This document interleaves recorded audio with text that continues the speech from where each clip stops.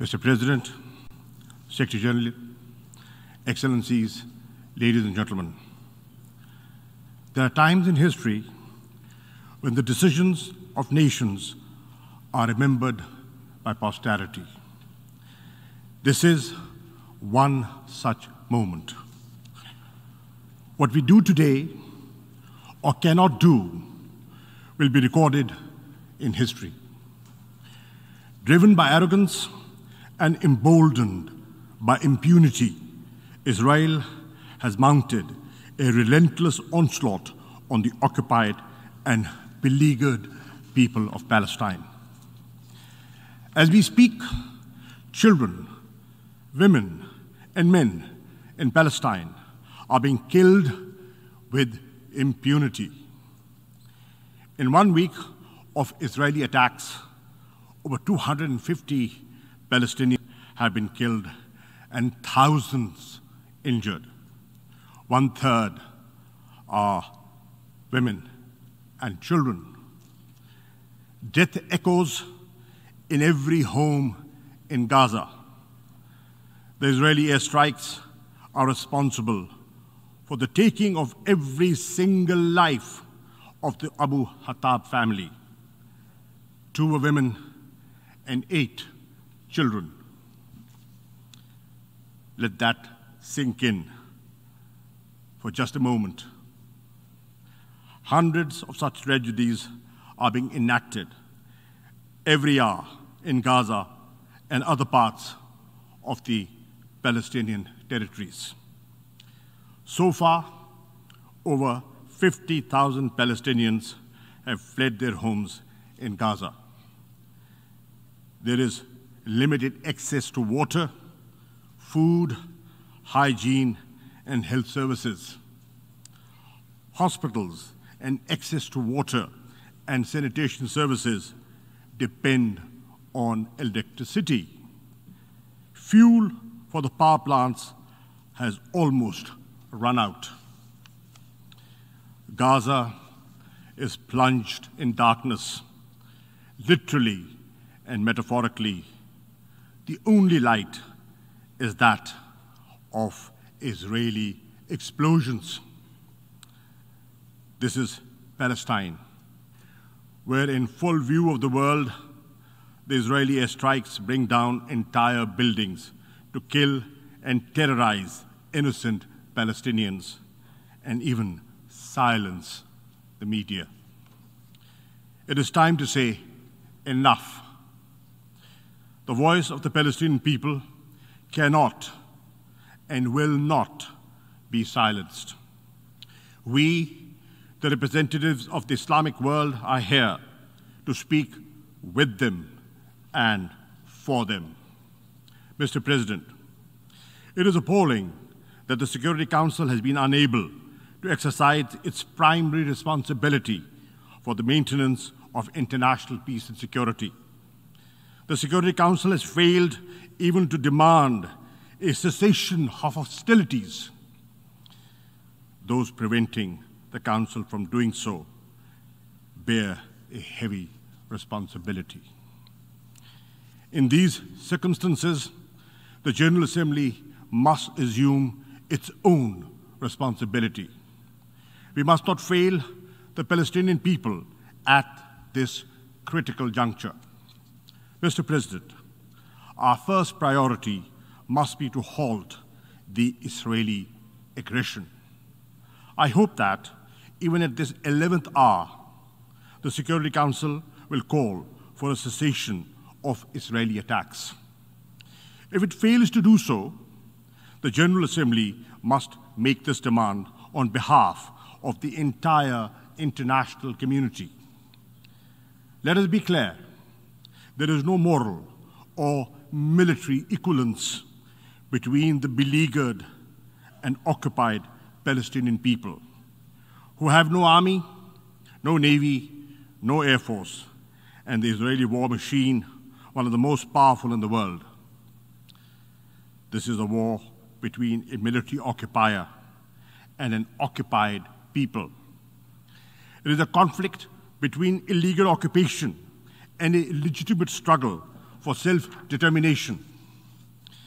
In this context, it is worth recalling General Assembly Resolution 2649 of November 1970, which affirms the legitimacy of the struggle of peoples under colonial and alien domination, recognized as being entitled to the right to self-determination, to restore to themselves that right by any means at their disposal.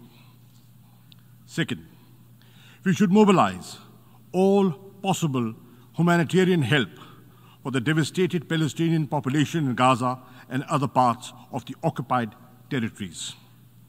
In addition to the UNRWA emergency appeal, the Secretary General should launch a comprehensive humanitarian assistance plan to provide succor and sustenance to the Palestinians. We need to send medical teams, medicines and other supplies, food, other necessities to Gaza and other parts of the occupied Palestinian territories. We welcome the access being provided by Egypt to Gaza. Israel must open all access points to Gaza to ensure the timely and urgent delivery of international assistance. Third, the General Assembly should call for concrete steps to protect the Palestinians. We should deploy an international protection force, as was called for in the General Assembly Resolution ES 10/20 and as demand conference on the 18th of May 2018. If the Security Council cannot agree to send the protection force, a coalition of the willing can be formed to provide at least civilian observers to monitor a cessation of the hostilities and supervise the provision of humanitarian help to the Palestinians. We also call on the Secretary General and the High Commissioner of Human Rights to offer protection to Israel's Arab citizens who are being lynched and murdered by fascist Israeli gangs at the present time. Fourth, the General Assembly should condemn Israel's forcible and illegal eviction of Palestinians, including in Al-Jarrah district of Jerusalem, and continued construction of Jewish settlements. The onslaught against Palestinians worshippers in Haram al-Sharif and Al-Aqsa Mosque, the first Qibla of Islam, during the month of Ramadan, and Israel's brutal and indiscriminate aerial and land bombardment of Gaza. Israel's crimes against humanity should not escape accountability. There should be no impunity for violation of international law, including the Fourth Geneva Convention and other human rights conventions. The Human Rights Council, the ICC, and the ICJ and other avenues should be activated to ensure Israeli accountability for its war crimes. Fifth, we must revive concrete efforts to end Israel's occupation of the Palestinian territories and to dismantle the illegal settlements and the apartheid-like regime Israel has imposed in the occupied territories. The General Assembly should secure unconditional implementation of Resolution 242 of November 1967, in which the Security Council declared the inadmissibility of the acquisition of territory by war and demanded that Israel withdraw its armed forces from territories occupied in the 1967 war. It is therefore imperative to initiate bold steps to secure the implementation of the Security Council and General Assembly resolutions calling for the establishment of a viable, independent, and contiguous Palestinian state with Al-Quds, Al-Sharif as its capital. Pakistan endorses President Abbas's call for an international conference to secure a peaceful settlement. Mr. President, the Palestinian tragedy is at the heart of the turmoil and the conflicts in the Middle East. It is also the principal root cause of the humiliation and anger in the Muslim and Arab world. Anger which breeds extremism and often spawns acts of violence. A just solution for Palestine is imperative for the maintenance of regional and global peace and security. Clearly, the onus for restoring peace rests on Israel. It must end its occupation. It must implement the resolutions of the Security Council and the General Assembly.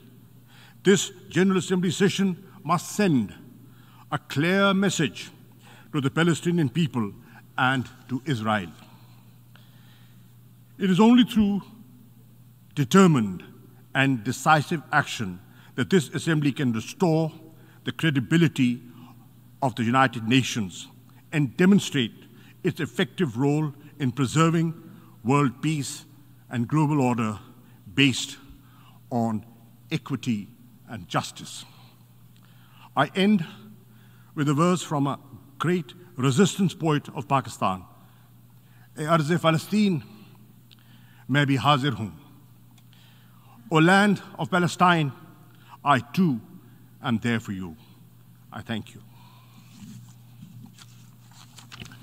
I thank the Minister for Foreign Affairs of Pakistan for his statement.